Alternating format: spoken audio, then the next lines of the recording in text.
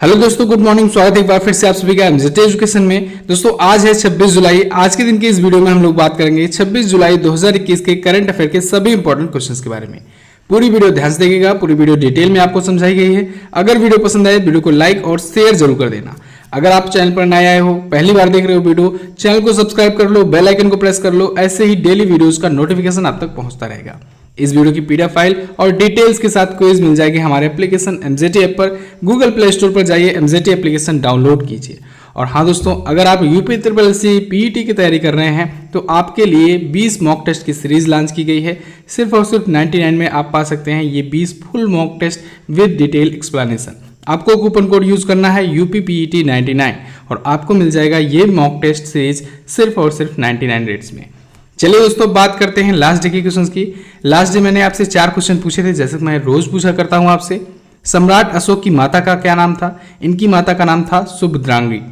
चंद्रगुप्त की मौत कहाँ हुई थी? चंद्रगुप्त मौर्य की मौत हुई थी श्रवणबेलगोला में। ये अपने आखिरी समय में श्रवणबेलगोला चले गए थे। मेगस्थनीज ने भारतीय इतिहास पर कौन सी पुस्तक लिखी है? इंडिका नाम की पुस्तक लिखी है। ह्वेनसांग किसके दरबार में आया था? हर्षवर्धन के दरबार में आया था। ये चाइना का एक कवि था, समझ लीजिए एक प्रकार से एक दार्शनिक था। इन सभी क्वेश्चंस के बारे में दोस्तों बहुत सारे लोगों ने डिटेल में आंसर किया है। देखिए ये सभी टॉप ट्रेंडिंग क्वेश्चन है, इन सभी से क्वेश्चंस बनते हैं। सेम ऐसे ही क्वेश्चन देखने को मिलेंगे आपको एग्जाम में, तो आप लोग आंसर जरूर किया करो जो भी क्वेश्चन पूछे जाते हैं। चलिए बात करते हैं आज के दिन के पहले क्वेश्चन की। पहला question, most important question, Kargil Vijay Diwas कब मनाया जाता है? तो दोस्तों आज यानी 26 जुलाई को प्रत्येक वर्ष मनाया जाता है कारगिल विजय दिवस। ये कारगिल युद्ध में भारतीय सेनानियों की जीत की याद में मनाया जाता है। तो आप सभी को भी कारगिल विजय दिवस की बहुत बहुत शुभकामनाएं।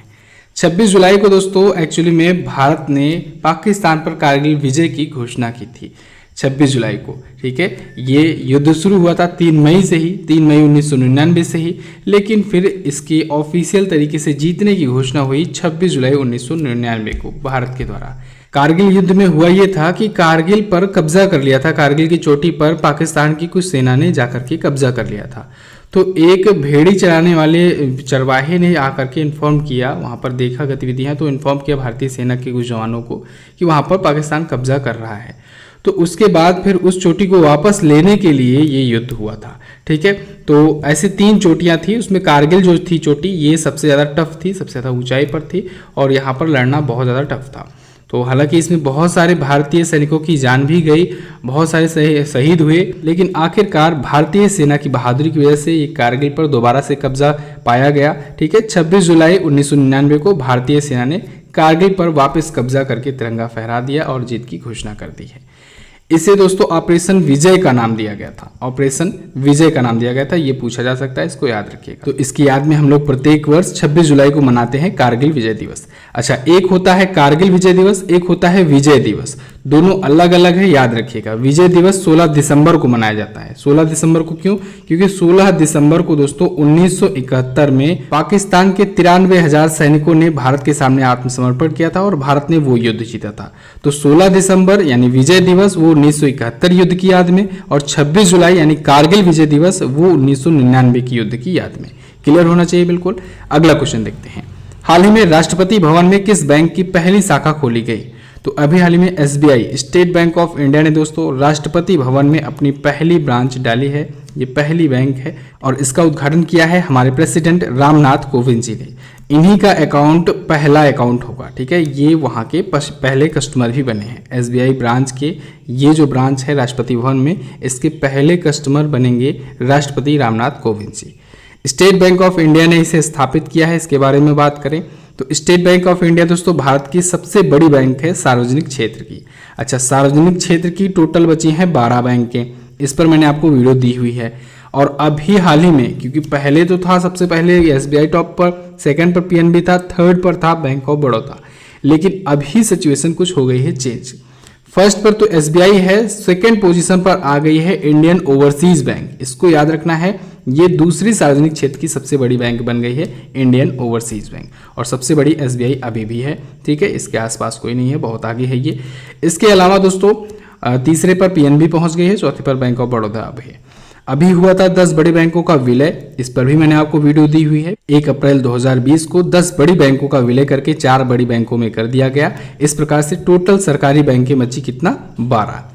स्टेट बैंक ऑफ इंडिया के बारे में बात करें तो 1 जुलाई 1955 को स्थापित हुआ था। इसका हेडक्वार्टर है मुंबई में। अध्यक्ष हैं दिनेश कुमार खारा जी।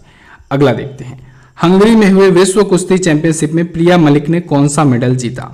तो अभी हाल में विश्व कैडेट कुश्ती चैंपियनशिप में प्रिया मलिक ने दोस्तों गोल्ड मेडल जीत लिया है। ये हंगरी में आयोजित हो रहा था, ठीक है, बुडापेस्ट हंगरी में आयोजित हुआ विश्व कैडेट कुश्ती चैंपियनशिप, इसमें इन्होंने गोल्ड जीता है। कल बहुत सारी अफवाहें उड़ी, लोग सोच रहे थे प्रिया मलिक ने गोल्ड जीता है ओलंपिक में, लेकिन आपको ध्यान रखना है ये ओलंपिक नहीं था, ये विश्व कैडेट कुश्ती चैंपियनशिप था। इसको मैं कई दिनों से कवर कर रहा हूँ, ठीक है, कैडेट जो चैंपियनशिप चल रहा है वहाँ पर, ठीक है, कई मेडल आए हुए हैं, तो उसमें इन्होंने गोल्ड जीता है। बुडापेस्ट हंगरी में वो आयोजित हो रहा है, ठीक है, उसमें इन्होंने 75 किलोग्राम की कैटेगरी में गोल्ड जीता है। कल कई बॉलीवुड के सेलिब्रिटी भी ट्रोल हुए इस बात को लेकर के, वो गोल्ड को लेकर के, ओलंपिक के गोल्ड को लेकर के ट्वीट कर दिए थे, ठीक है। हालांकि ये विश्व कुश्ती चैंपियनशिप भी छोटा चैंपियनशिप नहीं है, ये भी अपने आप में बहुत बड़ा है। अभी ओलंपिक ना हो रहा होता तो सबसे ज्यादा न्यूज सुर्खियां यही बटोरता, ठीक है। विश्व कुश्ती चैंपियनशिप भी बहुत बड़ी बात है, लेकिन ये देखिए विश्व कैडेट कुश्ती चैंपियनशिप है। जो वर्ल्ड रेसलिंग चैंपियनशिप होगा, विश्व कुश्ती चैंपियनशिप होगा, वो अक्टूबर में होगा। ये सभी अलग अलग गेम की टाइप हैं, इसको आपको थोड़ा सा ध्यान रखना होगा, ठीक है, कंफ्यूज नहीं होना है। तो यहाँ पर फिलहाल प्रिया मलिक ने गोल्ड जीत लिया है 75 किलोग्राम की कैटेगरी में। ये हरियाणा के जींद जिले की रहने वाली है। इनके कोच का नाम है अंशु मलिक, ठीक है, और इन्होंने बेलारूस की पहलवान को 5-0 से हराया हुआ है। चलिए अगला क्वेश्चन देखते हैं, किस राज्य सरकार ने छात्रों के लिए पर्यावरण अध्ययन और आपदा प्रबंधन पाठ्यक्रम अनिवार्य किया। तो उड़ीसा राज्य सरकार ने घोषणा की है कि अब दोस्तों जो +3 वाले स्टूडेंट होंगे, यानी जो इंटर के बाद वाले जो स्टूडेंट होंगे, उनके लिए पर्यावरण अध्ययन और आपदा प्रबंधन पाठ्यक्रम अनिवार्य होगा। आप सबको पता है दोस्तों, उड़ीसा वगैरह ऐसा एरिया है जहां पर ये आपदा, प्राकृतिक आपदा ज़्यादा आते रहते हैं, चक्रवाती तूफान वगैरह भी बहुत आते हैं, ठीक है, पश्चिम बंगाल साइड, ओडिशा साइड। तो ऐसे में वहाँ के स्टूडेंट्स को खास करके जो ग्रेजुएशन के स्टूडेंट्स हैं, उनको पर्यावरण अध्ययन और आपदा प्रबंधन का विषय अनिवार्य किया गया है, जिससे इसके बारे में वो अवेयर हो सके और लोगों को भी अवेयरनेस फैला सके। तो ओडिशा राज्य के उच्च शिक्षा परिषद ने, हायर एजुकेशनल काउंसिल ने इसकी घोषणा की है। अभी कुछ दिन पहले ही ऐसे ही एक और नियम लाया गया था। इससे पहले ओडिशा ने हाई स्कूल और कॉलेज के पाठ्यक्रम में आपदा और महामारी प्रबंधन को शामिल किया था। इसको भी मैंने कवर किया था, बताया था आपको, आपदा और महामारी प्रबंधन, यानी महामारियों पर भी मैनेजमेंट को लेकर के पढ़ाया जाए। देखिए ये ओडिशा के एजुकेशन सिस्टम के द्वारा एक बहुत ही अच्छा इनिशिएटिव लिया गया है। बाकी राज्यों को भी इस पर देखना चाहिए, फोकस करना चाहिए। आपदा प्रबंधन तो नहीं, जहाँ पर आपदा नहीं आती है वहाँ पर ना करें, लेकिन महामारी प्रबंधन के बारे में अवेयरनेस तो फैलानी चाहिए।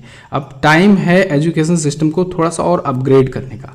आपकी क्या राय है इस मुद्दे पर, आप लोग कमेंट करके जरूर बताइएगा। क्या आपको भी लगता है कि हमारा जो एजुकेशन सिस्टम है ये थोड़ा सा ओल्ड वर्जन का है, इसको थोड़ा सा अपग्रेड करने की जरूरत है? आप लोग कमेंट करके जरूर बताना। चलिए बात करते हैं अब ओडिशा की। ओडिशा देखिए मैप में यहाँ पर रहा ओडिशा, भुवनेश्वर यहाँ की है राजधानी। नवीन पटनायक जी दोस्तों 5 बार से यहाँ के हैं सीएम। ये बीजू जनता दल पार्टी से हैं, ठीक है, बीजू पटनायक जी इन्हीं के पिता थे। राज्यपाल यहाँ के हैं प्रोफेसर गणेशी लाल, और यहाँ के चीफ जस्टिस हैं ओडिशा हाईकोर्ट के एस मुरलीधर जी। चिल्का झील दोस्तों ये ओडिशा में ही है, भारत की खारे पानी की सबसे बड़ी झील है।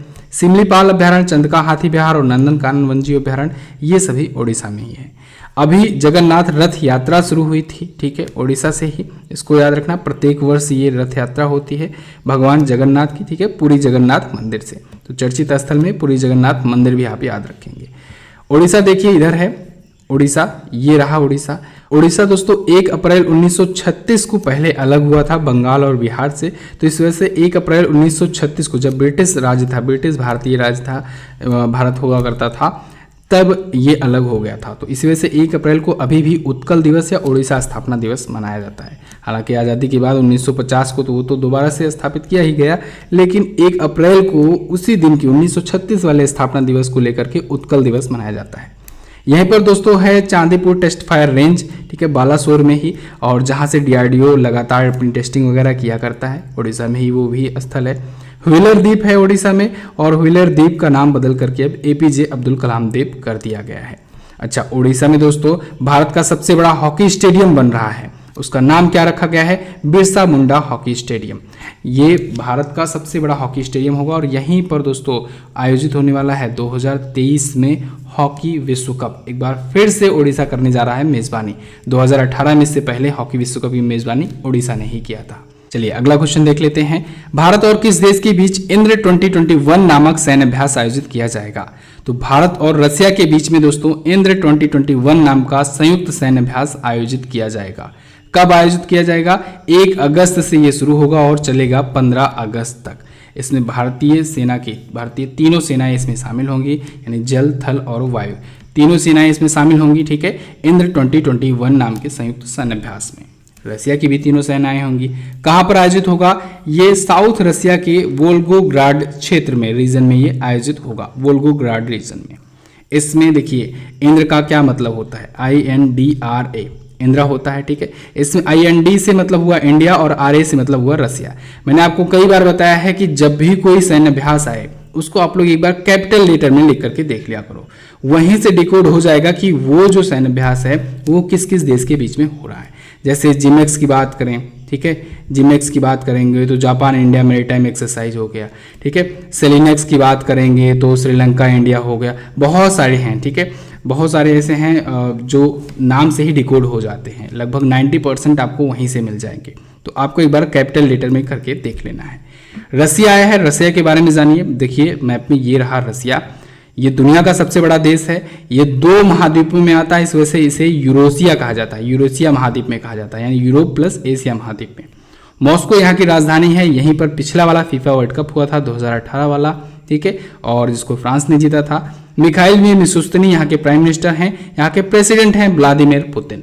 2036 तक ये रहेंगे वहाँ के प्रेसिडेंट। इन्होंने अपने संविधान में संशोधन करवा लिया है इसके लिए। रूबल यहाँ की करेंसी है, संसद का नाम है ड्यूमा, और दुनिया का सर्वाधिक क्षेत्रफल वाला देश है रसिया। इसी ने ही दोस्तों कोविड की पहली वैक्सीन बनाई थी, जिसका नाम स्पुतनिक 5 है, और इसी ने अभी हाल ही में कई मिसाइलों का परीक्षण किया है, जिसको हम लोग अगले क्वेश्चन में देखते हैं। ठीक है, कई परीक्षण इन्होंने किए हैं। चलिए अगला क्वेश्चन रसिया से ही है। हाल ही में किस देश ने अपना नया फाइटर प्लेन चेकमेट लॉन्च किया? तो रसिया ने लॉन्च किया है अपना एक नया फाइटर जेट चेकमेट। चेकमेट को ये बता रहा है दुनिया का सबसे खतरनाक फाइटर प्लेन है। चेकमेट को दोस्तों अमेरिका का जो है F-35 इसके टक्कर का बताया जा रहा है। रसिया ने इसे लॉन्च किया है। ये है 5वीं पीढ़ी का 5th जनरेशन का फाइटर जेट। इसे सुखोई ने बनाया है। सुखोई ने दोस्तों इससे पहले भी बहुत सारे विमान बनाए हैं। सुखोई से भारत की डील भी हुई है कई, ठीक है। तो इसने अभी हाल ही में चेकमेट नाम का दुनिया का सबसे खतरनाक, या कहें रसिया की लैंग्वेज में कहें तो दुनिया का सबसे खतरनाक ये फाइटर जेट है। ठीक है, बहुत ही एक स्पाई टाइप का है, ठीक है, जासूसी है, और ये चेकमेट है। मतलब इसको कहा ऐसा जा रहा है कि इसके मुकाबले का कोई अभी है नहीं। इसको अभी हाल ही में रसिया ने शो किया है मॉस्को में, जो हो रहा है मार्क्स 2021 नाम का एयर शो। उसमें कुछ दिन पहले ही इसको भी मैंने क्वेश्चन को कवर किया था। इंडिया की भी वायुसेना गई हुई यहाँ पर एयर शो की हुई थी, इंडिया की भी वायुसेना, ठीक है, इंडियन एयरफोर्स भी। MAKS 2021 एयर शो ये रसिया के मॉस्को में हो रहा है। क्लियर है? अच्छा, F-35 का मुकाबला करने के लिए बनाया गया है। F-35 की खूबी क्या है? F-35 की खासियत यह है कि इसके लिए किसी भी प्रकार के एयर स्ट्रिप की जरूरत नहीं पड़ती है। ये जहां पर रहता है, खड़ा रहता है, वहीं से ये टेक ऑफ कर सकता है। ठीक है, तो इसके लिए कोई रनवे की जरूरत नहीं पड़ती है। तो ये बहुत बड़ी खासियत होती है। अमूमन देखिए जो भी होता है फाइटर प्लेन, उसके लिए एक रनवे होगा, वो टेक ऑफ करने के लिए थोड़ा सा रन करेगा, उसके बाद होगा, उसके लिए वो हर जगह पर लैंड नहीं कराया जा सकता। लेकिन F-35 इसी खूबी की वजह से ये कहीं पर भी लैंड कराया जा सकता है। ठीक है, इसी वजह से ये खतरनाक हो जाता है। अमेरिका ने फिलहाल उसे बनाया है, तो रसिया ने इसे बनाया है, और इंडिया को इन्विटेशन भी दे दिया है कि अगर आप चाहो तो इसे खरीद सकते हो। सुखोई आया है। सुखोई दोस्तों ये कहाँ की निर्माता कंपनी है? ये रसिया की निर्माता कंपनी है। राफेल कहाँ की निर्माता कंपनी है? इजराइल की है। ध्यान रखिएगा, राफेल विमान फ्रांस ने बनाया है, लेकिन राफेल जो कंपनी है अगर पूछा जाए तो वो इजराइल की कंपनी है। बोइंग कहाँ की कंपनी है? बोइंग दोस्तों ये कंपनी है अमेरिका की। डसाल्ट एविएशन कहाँ की कंपनी है? ये है दोस्तों फ्रांस की। ठीक है, अच्छा इंडिया की कौन सी कंपनी है? इंडिया में दोस्तों DRDO बनाता है, HAL बनाता है, हिंदुस्तान एरोनॉटिक्स लिमिटेड बनाता है। ठीक है, ये सब कंपनियां इन सब चीज़ों को बनाती हैं। चलिए अगला देखते हैं। हाल ही में RBI ने व्यक्तिगत ऋण को कितने तक बढ़ाने की घोषणा की है? तो आरबीआई ने दोस्तों पर्सनल लोन को 5 करोड़ रुपए तक बढ़ाने की घोषणा करती है, लेकिन ये आम नागरिकों के लिए नहीं होगा। आरबीआई ने बताया है कि ये दोस्तों सिर्फ उन्हीं के लिए होगा जो किसी न किसी बैंक के डायरेक्टर मेंबर हैं या फिर डायरेक्टर्स के रिश्तेदार वगैरह हैं, तो उनको 5 करोड़ रुपए तक के पर्सनल लोन की अनुमति मिल गई है। ठीक है, एक्चुअली में 2015 में इस पर बैन लगा दिया था आरबीआई ने कि बैंकों के जो डायरेक्टर्स होते हैं उनके रिश्तेदारों को और उनके जान पहचान वालों को बड़े बड़े अमाउंट में लोन दे दिया जाता था, वो भी पर्सनल लोन दे दिया जाता था। तो आरबीआई ने रिस्ट्रिक्शन लगा दिया था इस पर कि 25 लाख से ज़्यादा लोन नहीं ले सकते हैं जो भी किसी भी जो अन्य बैंक के हैं उसके जो डायरेक्टर्स हैं या फिर उनके जो रिश्तेदार हैं वो सभी। लेकिन अब ये फिलहाल बैन एक प्रकार से कहें हटा दिया है। अब अनुमति मिल गई है कि 25 लाख या उससे अधिक का लोन मिल सकता है, लेकिन अगेन ये केवल और केवल बैंक के जो भी बैंक के हैं उनके डायरेक्टर्स या फिर उनके रिश्तेदारों के लिए है।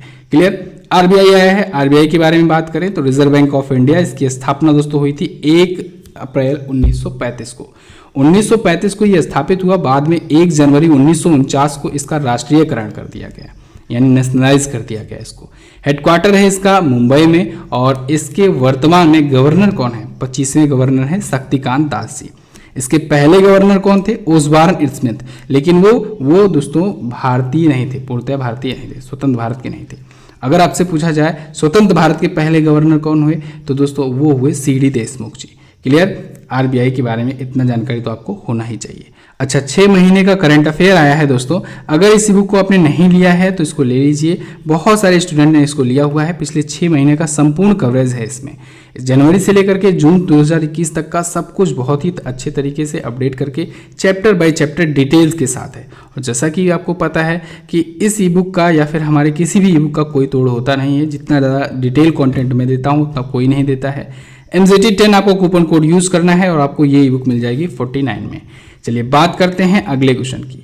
भारतीय सेना ने दूर दराज के गांवों को चिकित्सा सहायता प्रदान करने के लिए कौन सा अभियान चलाया? तो भारतीय सेना ने अभी हाल ही में ऑपरेशन सद्भावना चलाया हुआ है।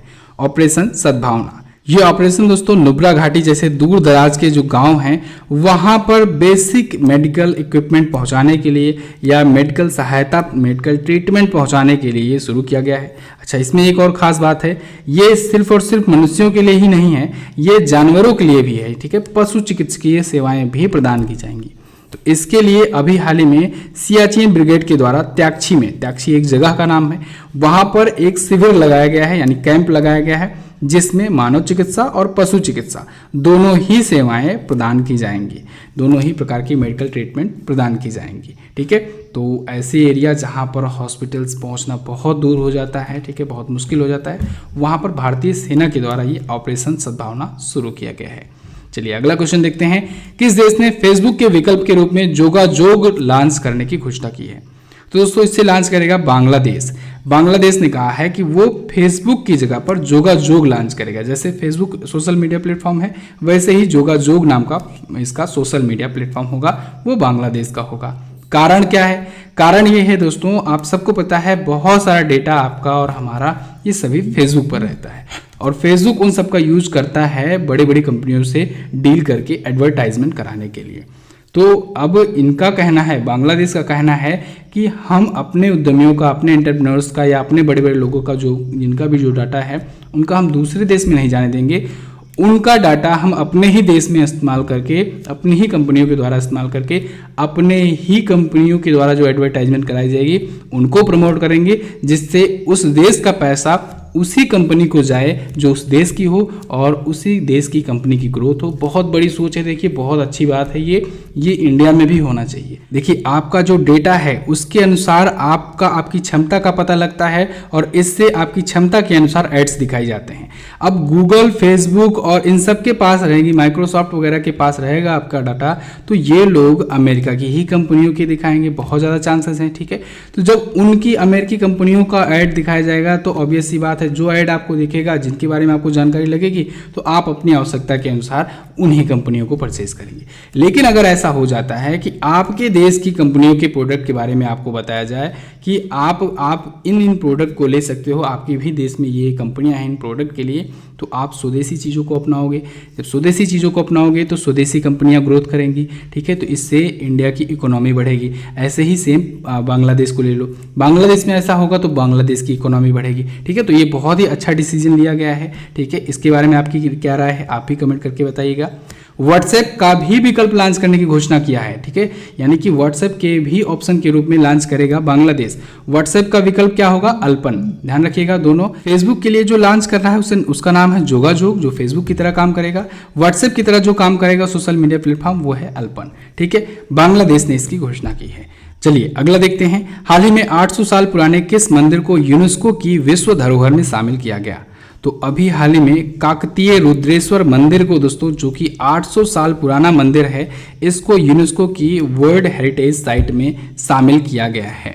यूनेस्को दोस्तों दुनिया भर की जो भी हेरिटेज साइट्स हैं उसको एक लिस्ट करके रखता है, ठीक है। तो ऐसे ही तेलंगाना का ये एक मंदिर है, 800 साल पुराना मंदिर, बहुत ही पुराना मंदिर है, काकतीय रुद्रेश्वर मंदिर। तो इसको वर्ल्ड हेरिटेज साइट्स में एंट्री मिल गई है, ठीक है, यूनेस्को के द्वारा। ये दोस्तों 1000 खंभों वाला मंदिर है और अपनी नक्काशी के लिए ये फेमस है। ये काकतीय वंश के उत्कृष्ट शिल्प कौशल को दर्शाता है, काकतीय वंश में बना था, ठीक है। अब यूनेस्को आया है, यूनेस्को के बारे में जानिए। यूनेस्को का फुल फॉर्म होता है United Nations Educational Scientific and Cultural Organization. स्थापना हुई थी 1945 में, हेडक्वार्टर है पेरिस, फ्रांस में। इसके अध्यक्ष हैं आंद्रे अजोले। अच्छा, पिछले 3 दिनों से लगातार क्वेश्चन आ रहे हैं यूनेस्को से। एक तो दिन क्वेश्चन आया दोस्तों कि लिवरपूल को इसने अपने वर्ल्ड हेरिटेज साइट से हटाने की घोषणा कर दी है, इसके लिए वोटिंग हुई है। एक और क्वेश्चन आया था कि मध्य प्रदेश के यूनेस्को के द्वारा ही 2 शहर हैं मध्य प्रदेश के, एक ओरछा और एक ग्वालियर। इन दोनों शहरों को यूनेस्को के द्वारा एक ऐतिहासिक शहरी परिदृश्य परियोजना है, यानी हिस्टोरिक अर्बन लैंडस्केप प्रोजेक्ट है, उसमें शामिल करने की घोषणा की गई है। तो ये 2 पॉइंट भी याद रखना है। तीसरा पॉइंट ये काकतीय रुद्रेश्वर मंदिर। क्लियर बिल्कुल। तो बस दोस्तों ये तो थे हमारे आज के दिन के टॉप 10 करंट अफेयर के क्वेश्चंस। आई होप आपको वीडियो पसंद आई होगी। वीडियो अगर पसंद आई है वीडियो को लाइक कर दीजिए और हाँ, शेयर करना मत भूलना। वीडियो शेयर जरूर कर देना अपने दोस्तों के पास। सब्सक्राइब कर लो दोस्तों हाईएस्ट क्वालिटी करंट अफेयर पाने के लिए। करंट अफेयर को अब आपको बिल्कुल भी टेंशन लेने की जरूरत नहीं है अगर आप इस चैनल से जुड़ जाते हो तो। सब्सक्राइब करके बेल आइकन को जरूर प्रेस करके रखो। बात करते हैं क्वेश्चन ऑफ द डे की।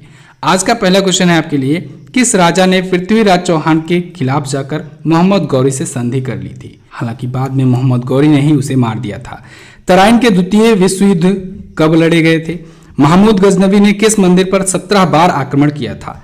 गुलाम वंश की नींव किसने रखी थी? बहुत अच्छे अच्छे क्वेश्चन है। जैसा कि आपको पता है अभी ये हिस्ट्री चल रहा है, इससे पहले हम लोगों ने economy, polity, computer, geography cover कर लिए हैं, ठीक है। अब इसके बाद भी कुछ और भी सब्जेक्ट होंगे, पहले अभी तो हिस्ट्री ही चल रहा है। तो आप लोग कमेंट करके बताया करो, डिटेल के साथ जरूर कमेंट किया करो, इससे आपका ये टॉपिक तैयार होगा ही होगा। आपके कमेंट जो पढ़ेंगे उनका भी फायदा होगा।